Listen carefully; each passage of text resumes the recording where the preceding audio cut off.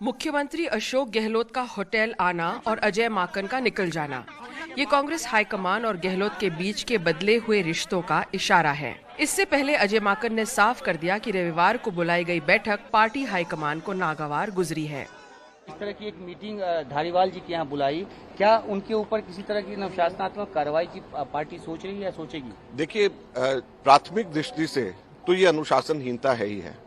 कांग्रेस के दोनों पर्यवेक्षकों की दिल्ली निकलने से पहले गहलोत से मुलाकात हुई, लेकिन कोई बात नहीं बन पाई। पार्टी में डिसिप्लिन भी होना चाहिए, पार्टी को मजबूत भी करना चाहिए और पार्टी में एकता भी होना चाहिए।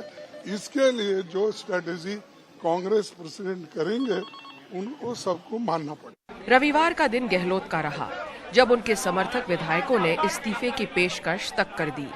अब उनमें से कुछ को समझ आ रहा है कि ऐसा नहीं करना था। मैं समझता हूँ कि ये जल्दबाजी में उठाया कदम है। अभी किसी को यही नहीं पता चल रहा कि क्या हो रहा है एक्चुअली। कि आपका विचार अब बदला है कि वो जल्दीबाजी में लिया? देखिए, विचार बदला नहीं, मैं कह रहा हूँ आलाकमान जो भी फैसला देगा वो हमारे को माने। तो ये सीएलपी की बैठक में आके बोले जाने की बात थी या इस तरह से जैसे अगर मुझे मौका मिला तो मैं सीएलपी की मीटिंग में भी ये बात बोलूंगा। दोनों पर्यवेक्षक दिल्ली पहुंच चुके हैं। सोनिया गांधी को रिपोर्ट दी है। संभावना इस बात की है कि धारीवाल के घर बैठक करने वालों के खिलाफ कार्रवाई होगी। जो विधायक दल की मीटिंग करने के लिए हम लोग गए थे, उसके बारे में विस्तार से पूरी की पूरी चर्चा करी और अपनी बात बताई।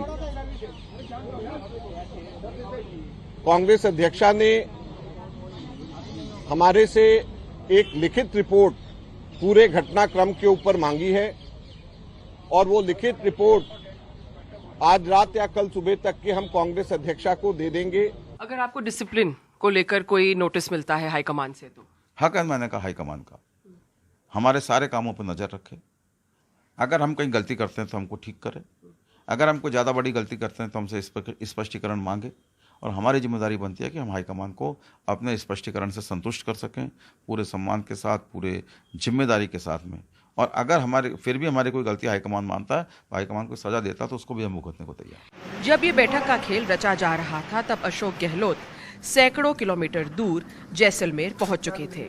मंदिर में दर्शन कर रहे थे, एक ऐसी जगह जहां मोबाइल नेटवर्क काम नहीं करता। इसके जरिए वो जताना चाहते थे कि जो कुछ जयपुर में हुआ उससे उनका कोई लेना देना नहीं है। इसमें अशोक गहलोत जी को इस झगड़े में शामिल करना ये इसलिए गलत है कि एक मुख्यमंत्री की जिम्मेदारी है कि अपने एमएलएज की आवाज सुने। वहां बात ये हो रही है कि आप कह रहे हैं कि एक पद पे मैं रहूंगा, तो वो कह रहे हैं आप एक पद पे आ जाओ, जब छोड़ के चले जाना। लेकिन आप ऐसे व्यक्ति का तो चुनाव करवाओ। आपने कहा था मैं अभिभावक हूं, जो आपके साथ खड़े रहे 102 एमएलए, उनका कौन संभालेगा? लेकिन आलाकमान इस पर यकीन करने को तैयार नहीं है। राजनीति में सारा खेल आंकड़ों का होता है और फिलहाल आंकड़े जो है वो अशोक गहलोत की तरफ झुकते दिख रहे हैं। लेकिन अब सबकी नजरें इस पर है कि सचिन पायलट की रणनीति आगे क्या रहेगी। और पायलट खेमा भी इस खेल को अशोक गहलोत के इशारों पे रचा बता रहा है। सचिन डिप्टी सीएम रहे हुए हैं, युवा चेहरा है, लोगों में अच्छी पहचान है, 7-8 साल तक प्रदेश के अध्यक्ष रहे हैं, तो उनमें क्या बुराई है?